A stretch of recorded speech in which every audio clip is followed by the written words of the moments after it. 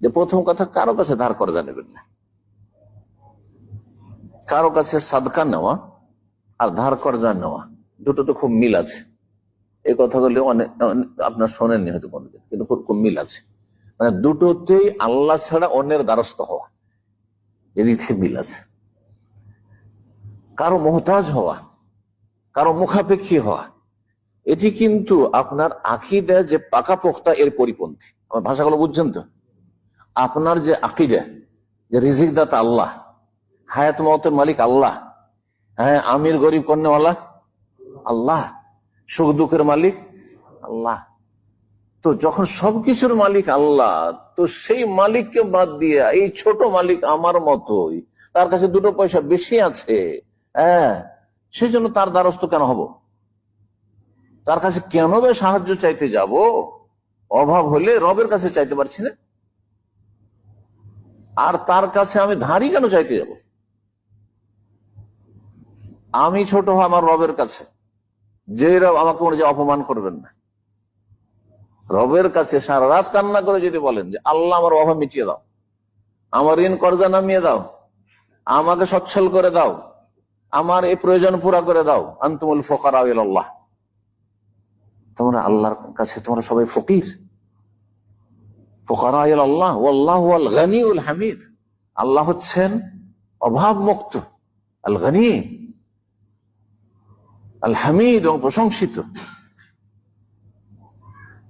আমরা যদি আল্লাহর কাছে প্রতিদিন চাইতে থাকি, দিন দুনিয়া বৈধ, হারাম চাইছি না, কিন্তু দিন দুনিয়ার সুখ শান্তি চাইতে থাকি, তবু কোনদিন আল্লাহ রাব্বুল আলামিন কারো সামনে আমাকে আপনাকে অপদস্থ করবেন না। কারণ কার কাছে চেয়েছি?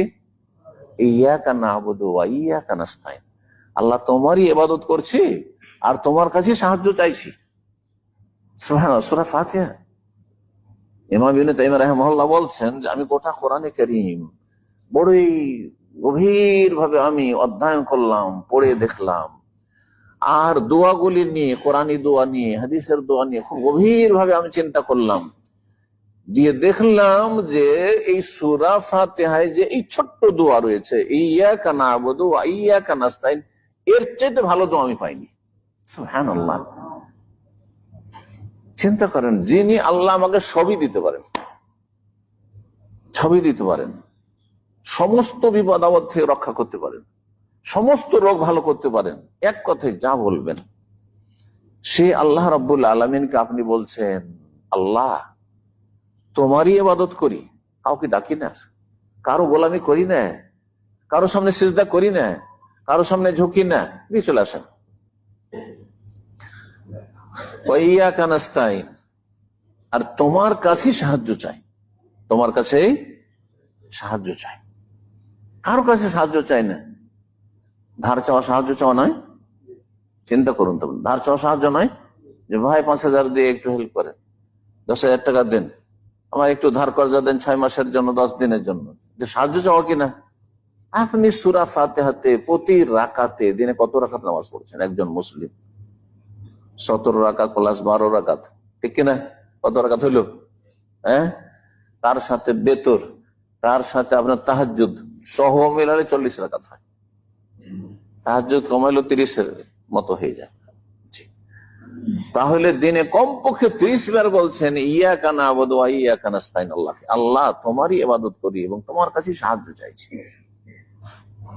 অভাব দূর করো তোমার কাছে চাইছি, রোগ ভালো করো তোমার কাছে চাইছি, বালা মুসিবত থেকে মুক্ততা তোমার কাছে চাইছি, সুখ শান্তি তোমার কাছে চাইছি, জান্নাত তোমার কাছে চাইছি, দুনিয়ার বালা মুসিবত থেকে হেফাজত তোমার কাছে সব চাইছি, টাকা পয়সা তোমার কাছে চাইছি, হালাল রুজি তোমার কাছে চাইছি, ওয়া ইয়াকা নাস্তাইন। এই জন্য আপনাদের একটা আমার উপদেশ আজকের এই ছোট্ট মজলিসে, যে সহজে নিরুপায় না হলে কারো কাছে ধার কর্জা নিতে যাবেন না। মানুষের কাছে ধার কর্জা নেন, কোন না কোন ব্যক্তির কাছে বলেছে অমুক আমার কাছে ধার নিয়েছে, ছোট হইলেন কি হলেন না? আপনি যার কাছে নিয়েছে তার কাছে তো ছোট হইলেন, ওই যে তার স্ত্রীকে বলে তার কাছেও ছোট হইলেন, ওর ছেলে মেয়েকে জানিয়েছেন যে ওর কাছে এত টাকা পাবো, ওর কাছে ওদের কাছে ছোট হইলেন। আর সাথী বন্ধু মহলে যদি আলাপ আলোচনা হয় যে ভাই ধার দিয়েছে, ওকে কখন যে দেবে, সবার কাছে ছোট হয়ে গেলেন, যাদের সামনে বলতে থাকলো সে। কেন মানুষের কাছে ছোট হইতে যাবেন আপনি? ধার কর্জা নেওয়ার বদ অভ্যাসটা বাদ দেন। ধার কর্জা নেওয়া জায়েজ, কিন্তু প্রশংসনীয় কাজ না, ভালো কাজ না, আমি মনে করি।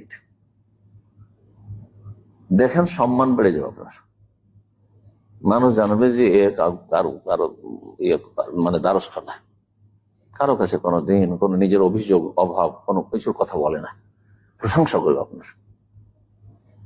রবের কাছে যত চাইবেন রব খুশি হবেন, আল্লাহর কাছে যত চাইবেন খুশি হবেন, আর রবের বান্দাদের কাছে যত চাইবেন তত নাখুশ হবেন। আরবিতে একটি পূর্বাদ এবং মর্ম আছে, বুঝতে পেরেছেন না? আল্লাহর কাছে যত যে চাইতে পারবে তত খুশি। মাল্লাম ইয়াসআলিল্লাহ ইয়াগদাব আলাইহি, সহিহ হাদিস।